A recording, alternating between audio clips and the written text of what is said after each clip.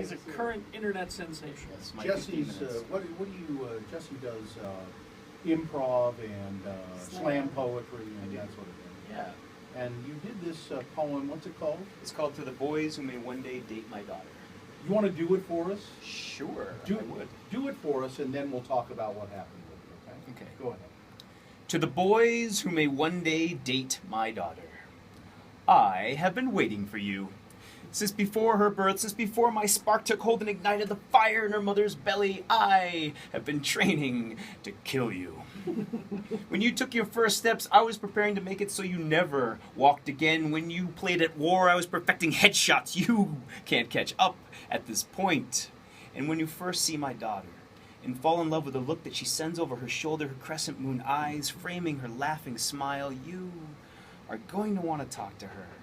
And when the hours pass by like sprinters during that first timeless conversation, you will also know, with a deep and impending sense of dread, that you are going to have to talk to me when you first come to my home, and see the bone carving over my threshold. Try not to imagine your own femurs so expertly carved. Pay no attention to my ample crawl space, my room with the rubber mat and a drain. Be careful to only approach me with love.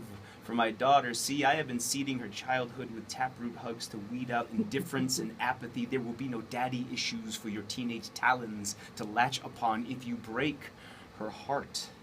I will hear it snap with the ear I pressed against her mother's belly, the elbow I cradled her head, and will send a message to my fist. My cheeks are attuned to her lips. I will know if they tremble.